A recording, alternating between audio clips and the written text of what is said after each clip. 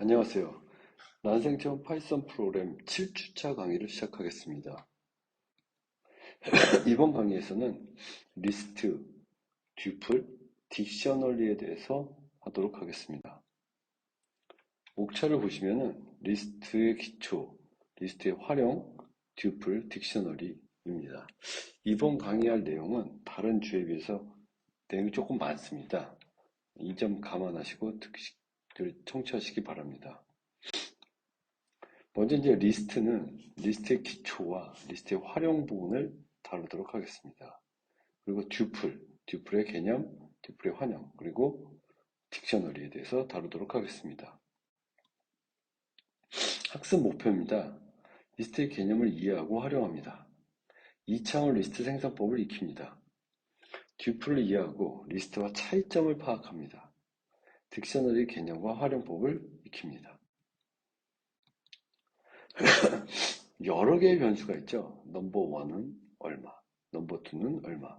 이렇게 이제 여러 개의 변수가 있을 때 각각의 변수를 선언하고 합계를 출력하는 프로그램을 짠다고 가정을 하면 넘버 1은 0, 넘버 2는 0, 넘버 3는 0 이런 식으로 해서 합계는 0인데 숫자를 입력하면 합계가 나오겠죠.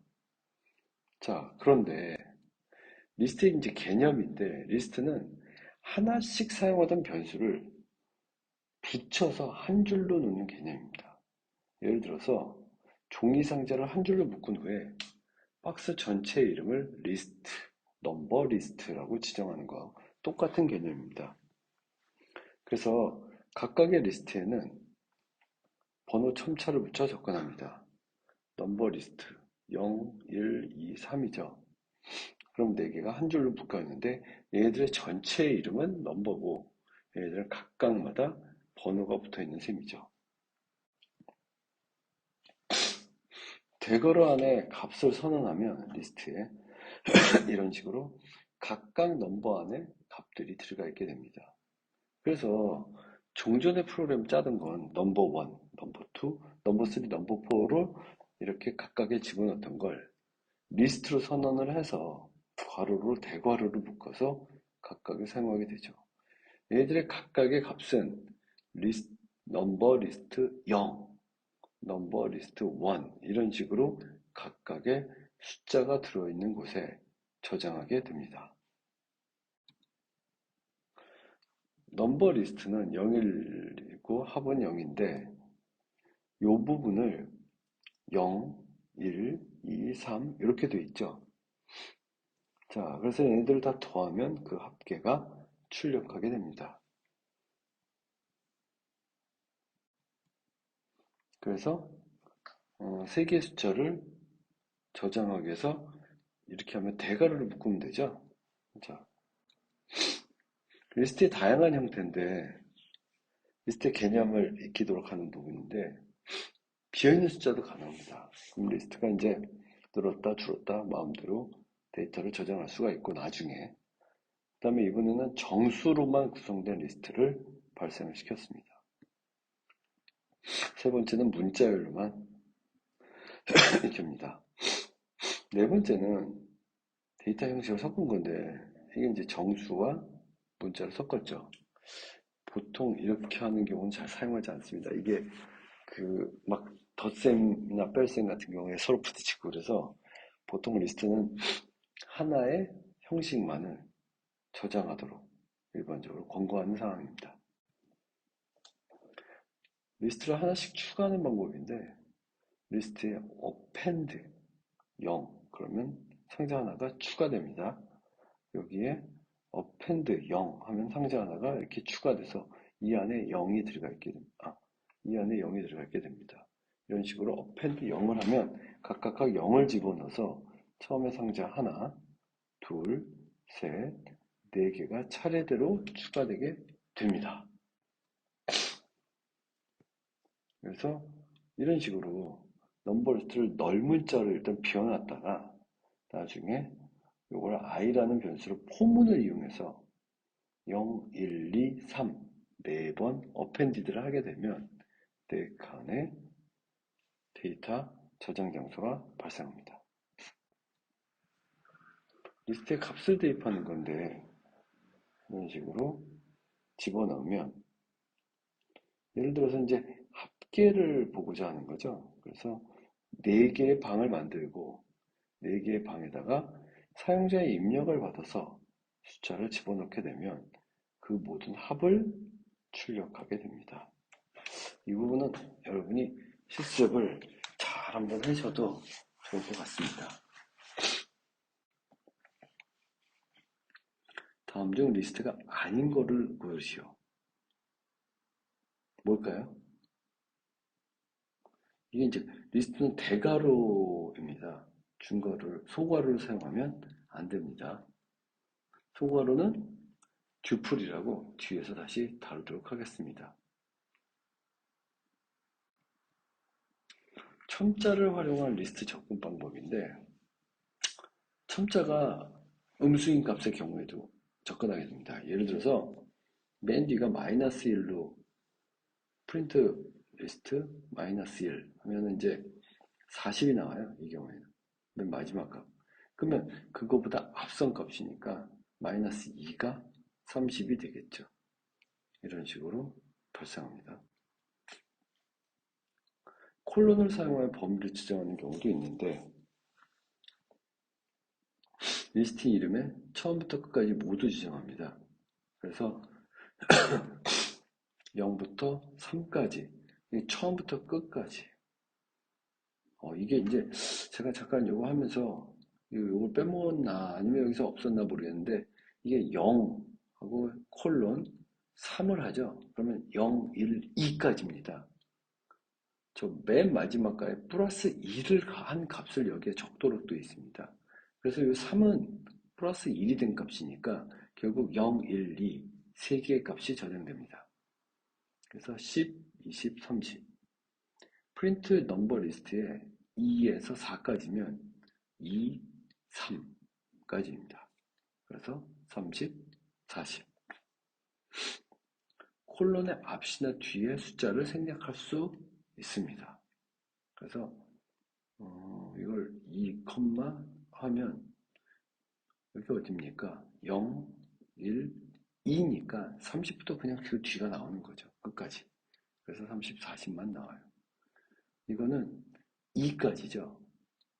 그러면 2까지면 1까지죠. 제 마지막 숫자는 플러스 1이니까. 그래서 1이에요. 0, 1만 나와요. 그래서 10, 20만 출력됩니다. 이렇게 되죠. 리스트의 덧셈. 덧셈은 말 그대로 덧셈을 하는 게 아닙니다. 더하는 게 아니고 리스트를, 요소들을 합쳐서 거대한 다른 리스트를 만드는 거죠. 그래서 넘버 리스트 10, 20, 30 여기에 플러스 마이 리스트를 하면 10, 20, 30, 40, 50, 60이 더해져서 10부터 60까지 6개가 발생합니다. 여기에 프린트 넘버 리스트 곱하기 3을 하면 3개의 리스트가 연속해서 연결되게 됩니다. 여기서 잠깐 보통 리스트에서 넘버 리스트 10, 20, 30을 하게 되면 넘버 리스트에 0번째, 1번째, 2번째 이렇게 3개의 10, 20, 30이 들어가 있게 됩니다. 요 숫자를 인덱스라고 부르는데 앞으로 인덱스라고 하겠습니다. 그런데 만약에 프린트 넘버 리스트 3이라고 쓴다면 실제로 이런 인덱스를 가진 값은 이 경우에 존재하지 않습니다. 이게 4번째거든요. 3은. 그래서 에러가 발생합니다. 이게 이제 이 언어뿐만 아니라 C나 다른 언어에서도 많이 발생하는 오류라 여러분이 절대 잊지 마시고 조심하시기 바랍니다. 자, 이 부분은 실습 시간에 하도록 하겠습니다. 리스트의 활용. 리스트는 첨자를 이용하여 값을 변경할 수가 있습니다. 그래서 요거 이제 인덱스라고 하죠. 넘버에 0, 1, 1, 2니까 1번째 리스트, 요거 20, 20에다 1을 200을 넣으면 10, 230이 됩니다. 이미 연속된 범위도 변경이 가능하죠. 자, 리스트 안에 리스트를 추가할 수 있습니다.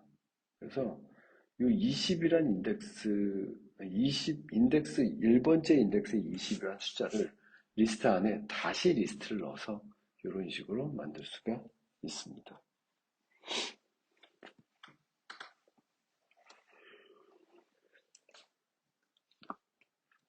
자, 이 경우에는 이렇게 나오겠죠. 리스트에 값을 삽입합니다. 맨 뒤에 값을 추가하는 건데 어펜디드형. 앞에서 잠깐 썼었죠. 근데 인서트도 있습니다. 그래서 첫 번째 1이 그러니까 이제 10이 0이거든요. 그럼 1이 20이 돼야 되는데 이 자리에다가 123을 넣겠다는 거죠. 그래서 프린트를 해보면 10에 123, 20, 30 이렇게 됩니다. 넘버 리스트에 10, 20, 30 그러면 델리트 넘버 1이면 20이 지워져서 중간에 사라지게 됩니다. 넣으면 리스트가 통째로 삭제됩니다. 그래서 10, 20, 30을 델리트 넘버 리스트를 하면 통째로 사라져서 프린트가 안 나오게 되죠. 리스트에서 특정한 값을 삭제하는 건데 remove 10을 지우면 넘버에서 10이 사라지죠. 값을 알고 있을 때 그 값을 지우는 겁니다. 인덱스를 지우는 게 아니고 값을 지우는 거죠. 자, 이거 경우에는 10을 지우죠. 근데 10이 여러 개잖아요. 그럼 remove 10을 하면 첫 번째 거 하나만 지워요. 또 넘버 remove 10을 하면 두 번째 것도 지우고 이런 식으로 한 개만 삭제를 하게 됩니다. 리스트 값의 추출인데 제일 뒤에 값을 뽑아내서 값을 알려준 뒤 삭제합니다. 그래서 이제 10, 20, 30인데 팝 하게 되면은 제일 뒤에 값 30을 뽑아내가지고 삭제해버려요. 빼내는 거죠. 팝. 네. 개수를 세는 건데 카운트 10을 하면 찾을 값이 몇 개인지를 세서 알려줍니다. 예를 들어서 10을 하면 10이 하나, 둘, 세 개 있으니까 이게 3이 출력이 되는 거죠. 리스트를 정렬도 따로 할 수 있습니다. 그래서 20, 10, 40, 50, 30, 50, 30 이렇게 돼 있으면 소트를 하면 넘버를 10부터 차례대로 소트한 결과를 출력하게 됩니다. 자, 그런데 리버스 툴을 하게 되면 내림차순으로 정렬을 하죠. 그래서 리버스니까 큰 값이 제일 앞에 오고 작은 값이 제일 뒤에 옵니다. 이번에는 리스트의 차례를 반전하는 건데 리스트의 마지막 인덱스부터 위치가 반대로 됩니다. 리버스 하게 되면 그냥 이 전체 뒤집히죠. 복사도 가능합니다. 카피하면 다른 리스트에다가 넘버 리스트를 넘버 리스트 2에 그대로 카피하게 됩니다.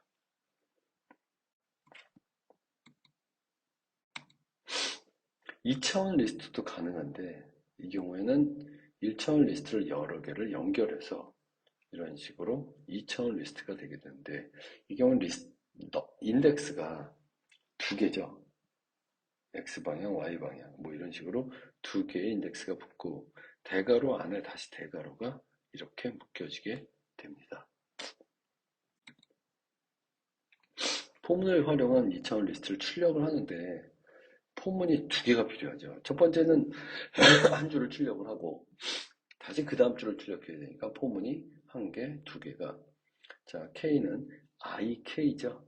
그래서 넘버 리스트 2를 IK 이런 식으로 해서 I가 0일 때 K는 0부터 3까지 출력하고 I가 1일 때 K는 0부터 3까지 출력하고 이런 식으로 차례대로 세 줄을 출력하게 됩니다. 이 부분은 실습이라 여러분이 수업 시간에 실습을 해보도록 하겠습니다. 자, 이제 듀플에 대해서 설명을 드리도록 하겠습니다. 듀플은 읽기 전용 리스트라고 보시면 돼요. 그래서 저장은 가능하지만, 그러니까 읽기는 가능하지만 쓸 수가 없습니다. 거기다 다시 쓸 수가 없어요. 리스트랑 비교를 해보시면 좀 불편한 리스트죠, 듀플은. 그래서 리스트는 이제 쓰고 읽기가 가능한데 듀플은 읽기는 가능한데 쓰기는 안 됩니다.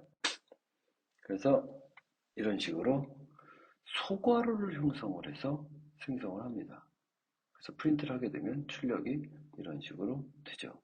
근데 요거는 괄호가 없죠. 이 경우에도 가능해요.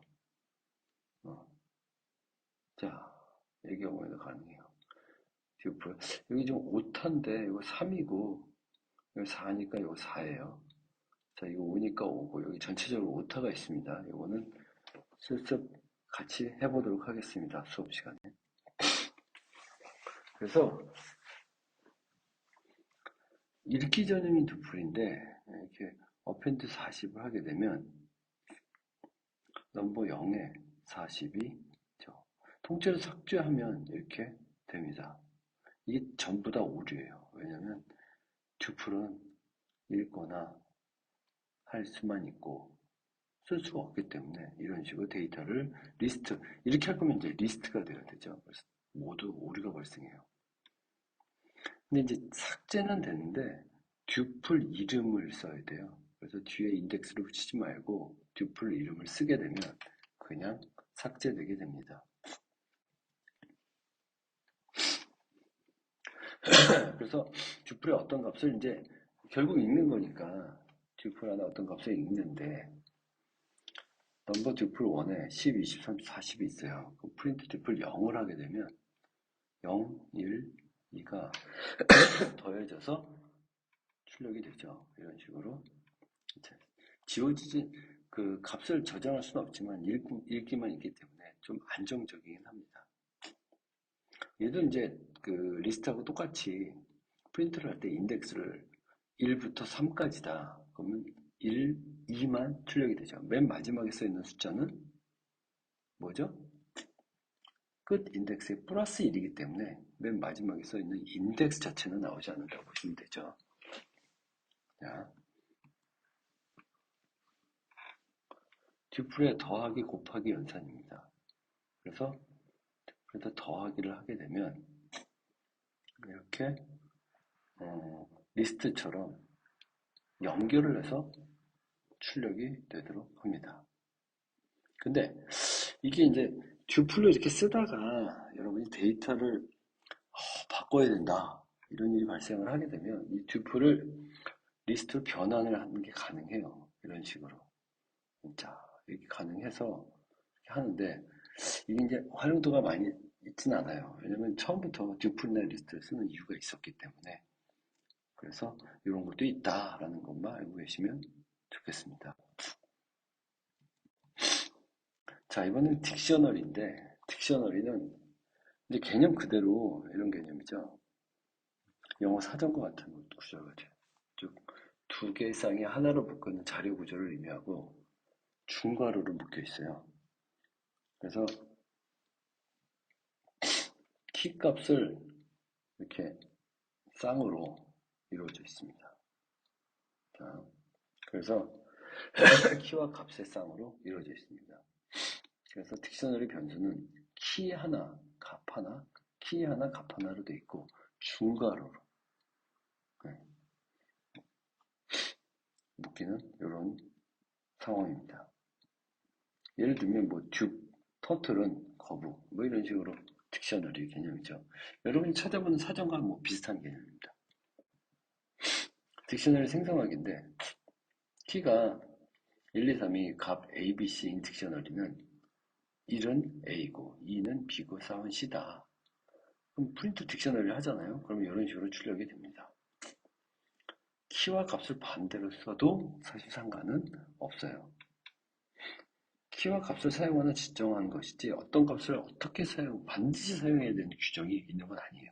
딕셔너리는 여러분이 만들어가는 겁니다. 순서도 없고요. 자, 딕셔너리 생성입니다. 이런 거죠.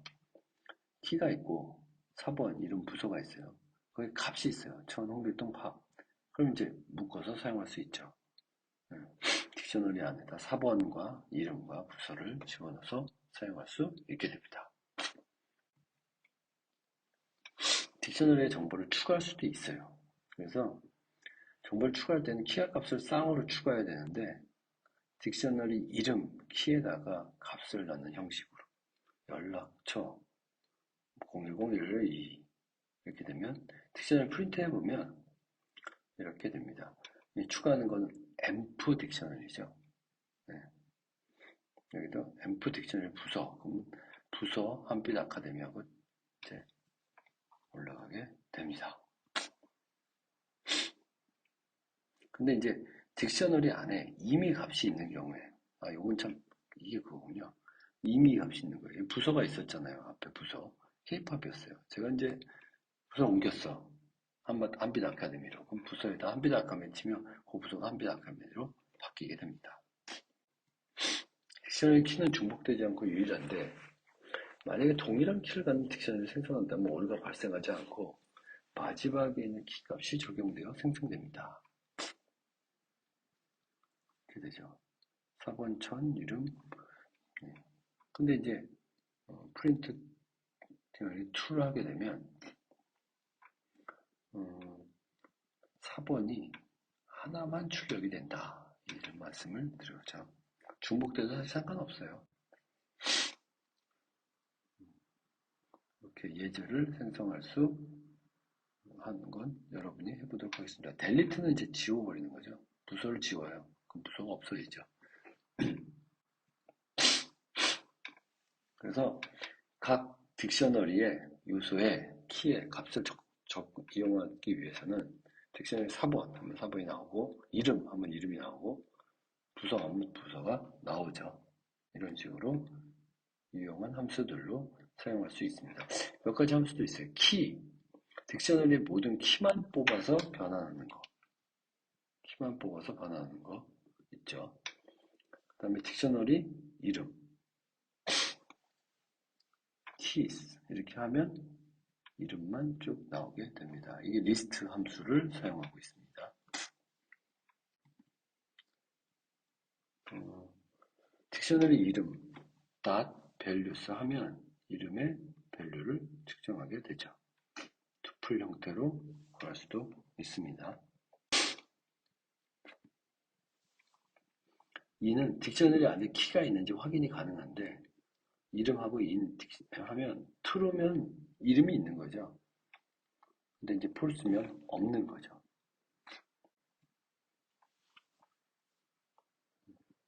포문을 이용해서 이렇게 출력을 할 수도 있습니다.